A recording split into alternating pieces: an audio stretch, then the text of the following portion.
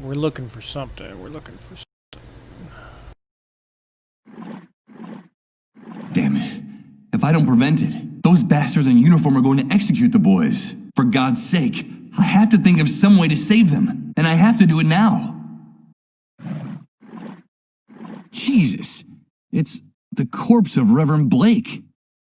His neck is broken. In his delirium, he must not have seen the rope I left tied around the tree. It must have fallen from the top when he was trying to get down here. But what the hell was he looking for here? A lion above the flames. Let's see what's in here. What is that? A damp, moldy business card. It's almost illegible, but it looks like it's from a place called Beechwood Oracle. Most of the text is too worn off to read. Didn't we have a vision of Beechwood? An address. 24 Mammoth's Wood Street. Wait a minute. It's the corpse of Reverend Blake. He has a broken neck. He must have slid down from the top of the earthen wall trying to get down here.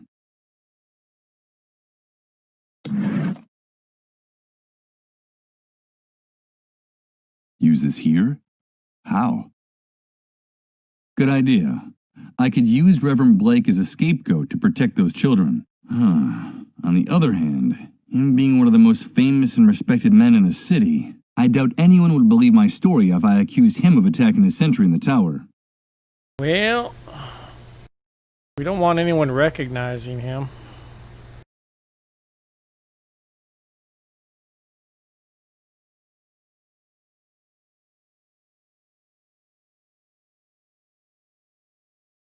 Uh-oh. Another vision! You gotta do what you gotta do. You gotta do what you gotta do. I wonder why they left out the audio for these flashbacks, flash forwards, flash sideways, whatever these visions are.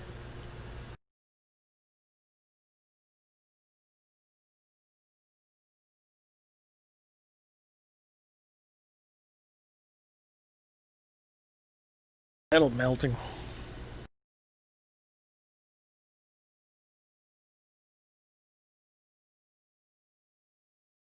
Partially disfigured. Alright, we gotta finish the job.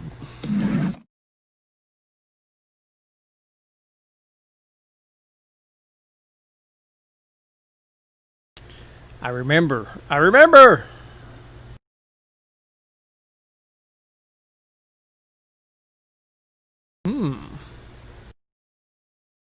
Oh, there we go. Of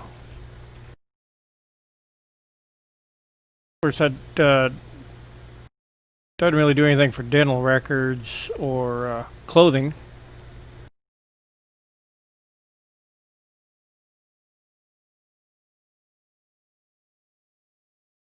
What have I done?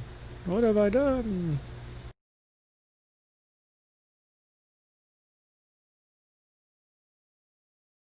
You gotta do what you gotta do.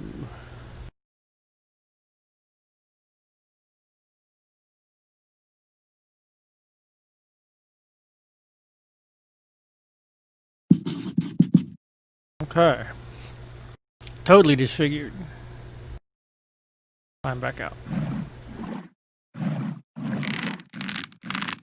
You know, I'm thinking during those flashbacks, it's only supposed to play music, but I've got the music turned off.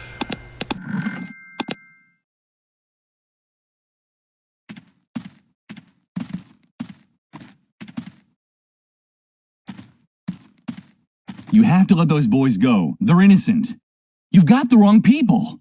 What are you insinuating, rat? You better have a good reason for saying something like that, or we'll splatter your brains all over the wall. Yeah, I'll splatter your brains all over the wall. Use the kids for target practice. I know who the guilty party is. I know who committed the crime. And I know where he is. Hey, we've got to hear this. Start talking, rat. Okay. Here goes. I hope those pigs take the bait, because if they find out the truth, I'm a dead man. The murderer was a deranged man I met in the city a few hours ago. He told me he was desperate, tired of the humiliation and violence he had to face every day. He was determined to do something crazy. I didn't believe him at the time, but now I see that he wasn't kidding. After the attack, he committed suicide by jumping into the cesspit next to the camp road. You'll find him there. His face is unrecognizable from pinning the rocks and scraping against the rubble. But I'm sure you'll find the murder weapon next to his body. We'll check out your story and see if it holds up. We're approaching what looks like a body. It looks like that worm was right. Over. What a mess. What the hell happened to his face? Meh, who cares? We found the guilty party with the murder weapon. Let those kids go. And unlock the camp gate. Over. You can come in now, Rat. Woohoo! All right. Now that that ugly mess is over with, go back and talk to the woman.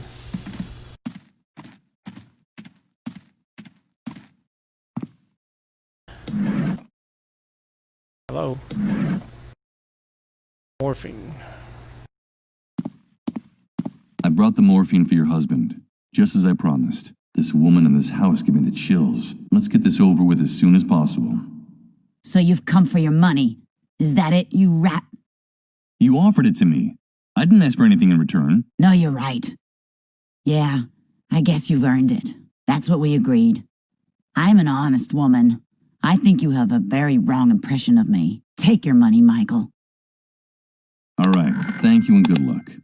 I'm sure we'll be seeing each other around the camp. Wait! Michael, is it money that you want? I have more money. I still have some savings. Those camp rats didn't manage to take it all.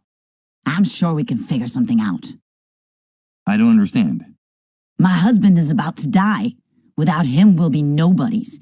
Me and the kids. The soldiers don't even show us any respect anymore. A while ago, they broke in here to take them away with no explanation. And it didn't matter to them in the least whose children they were. But if you stay here, all that could change. I still have some contacts. I could arrange for you to become the new camp mole. You're not like the rest of those rats out there, Michael. You're one of us. We'd be important again. We'd keep our privileges. Or do you want to be just another beggar in this sewer? I can't lower myself to that. I'd do anything. Stay here with us, Michael. No. I don't doubt for a second that this woman would be capable of anything, like a cornered scorpion. I don't think that would be a good idea. It would be better for me to leave. Take good care of those boys. They're good kids. Yeah, get out of here, you disgusting rat. You're all alike. In this camp, all you rats are alike. I don't need you. I don't need any of you. You're just waiting to see us fall. But I won't give you the satisfaction, you disgusting rats. I'll do what I have to do. But you won't see me crawling around in the trash like you. A cornered scorpion, surrounded by flames that are closing in. I think it would be best not to speak to this woman ever again. She could be dangerous. Uh-huh. Well, I think she just proposed marriage and he turned her down.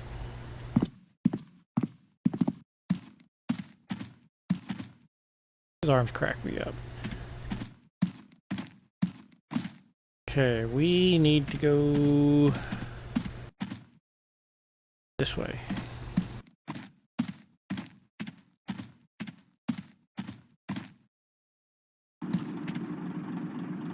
Okay. Lot of cash. Bugs. I brought money. Let me see Rose. Hey, this is a lot of dough, pal. So, is it enough? More than enough. This'll get you into Rose's van for the rest of the night. All you can eat. Have a good time with our Minnie Mouse, but be careful with the merchandise. You know how it works. You break it, you buy it. Yeah, I get it. Break it, you buy it. Hello, Mr. Sleepyhead. You came back. Hello, Rose. Are you here to save me? Have you brought me my baby? They won't let me leave here to look for him. And he's all I have left in the world.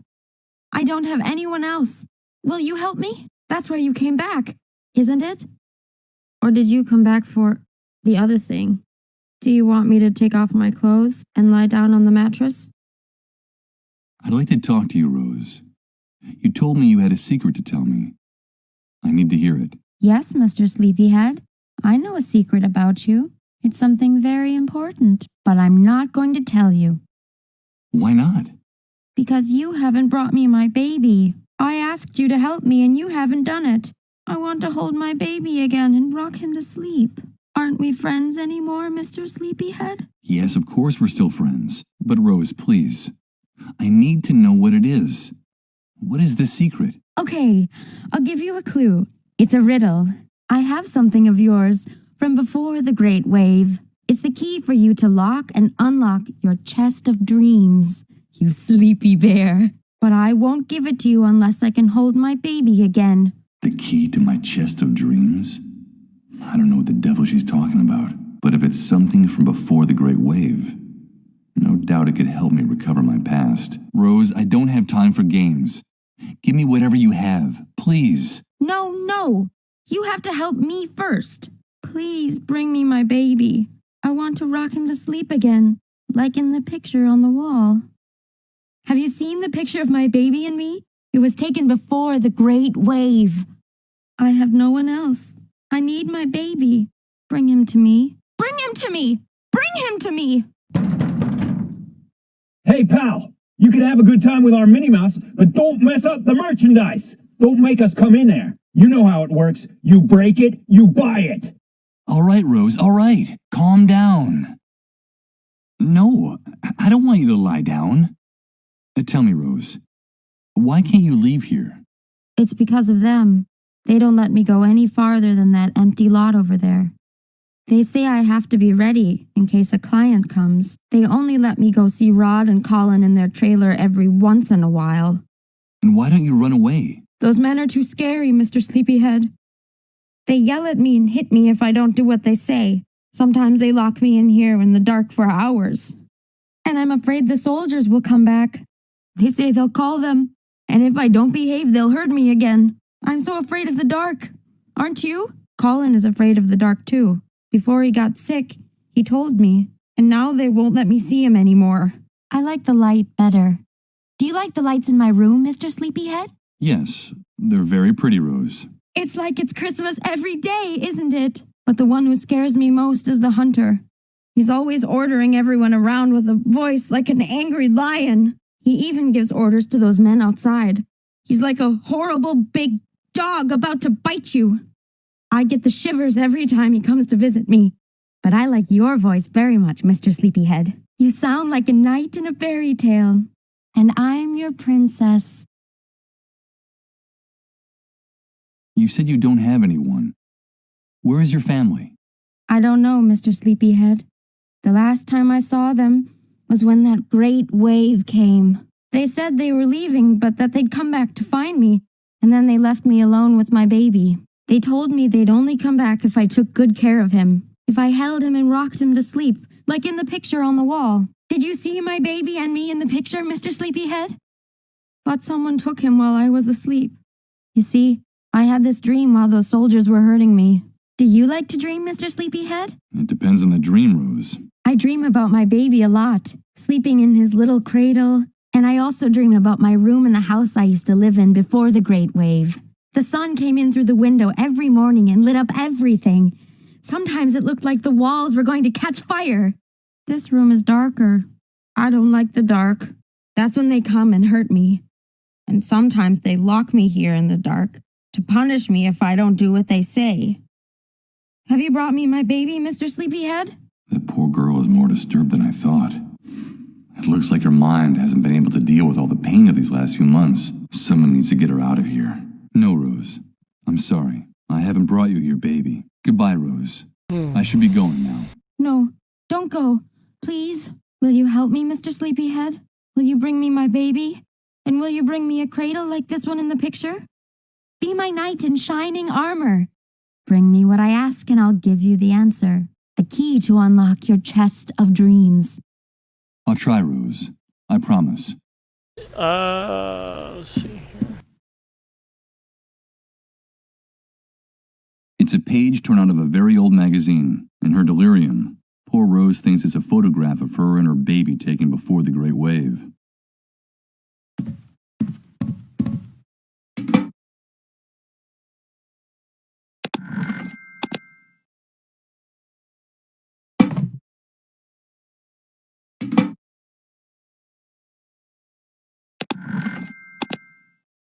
Tried to grab that the first time. Okay. Anything else in here? There's makeup scattered at the foot of this mirror. I suppose those savages out there force Rose to put on makeup to make herself look older than she really is. This is the poor girl's place of business. It was probably dragged here from one of those heaps of trash out there. It's the pile of rags Rose is saving for her baby. When winter comes, my baby will get cold. That's what she said. Yep, that's what she said.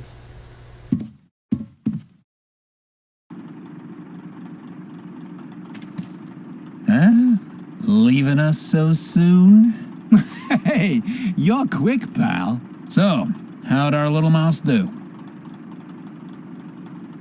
You two are despicable. Rose told me about how you abuse and prostitute her. I think we'll have to teach that naughty little girl how to keep her mouth shut. Don't jump to conclusions, pal. Let me tell you how we found that chatty little rodent, since you're so interested in her. It was about 4 months ago. She was naked and injured, and she could hardly move. A group of soldiers had gang raped her and left her for dead. They left her body wrapped in barbed wire from the camp fence. Crows would have picked her clean if we hadn't found her when we did. It's only thanks to us that she's still alive. Someone like Rose could never survive in the New World alone. You know that as well as we do. We're helping her. We protect her and we feed her. We actually keep her alive. The only thing we ask for in return is that she earn her keep. The only problem is, sometimes she has a hard time understanding that. And we have to be a little more strict with her, that's all. And the fact is, the girls, well, not too bright. But for some jobs, that's almost a blessing, don't you think? What good Samaritans. Well, I wouldn't say that, but you're catching on. So this business is really just another one of the hunter's rackets? Hey, careful what you say. We're independent businessmen. The hunter just lets us operate in his territory. He gives us protection and sends us clients. In exchange for a percentage, of course. Fair's fair. Yeah, fair's fair. Of course. No doubt. I just hope that someday those bastards find themselves face to face with some of that fairness they talk about, wherever it might come from. You know she still has blood splatter on her shirt? Rose was talking to me about a baby, her son. Do you know where he is or how I can find him? That little mouse's mind is gone. I wouldn't pay much attention to what she says. Hey, as far as I know, her entire family died in the Great Wave. After the explosion, she wandered around in a daze for weeks, until she finally ran into a group of drunken soldiers who wanted to, have some fun with her. When we found her, all she had left was that wrinkled old magazine clipping clutched in her hand. It's her pride and joy. Now she's got it stuck up on the wall of the van. And as far as the baby's concerned? Probably not alive anymore. If it ever existed. Who knows what goes on in that nutcase's head?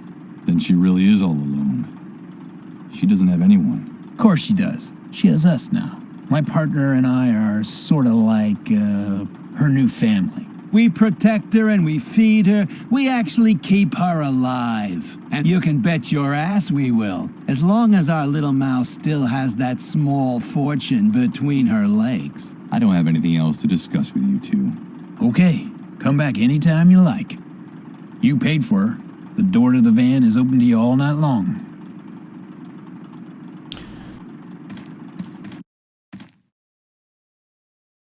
Okay, we've got to go back to the van and give them the bad news.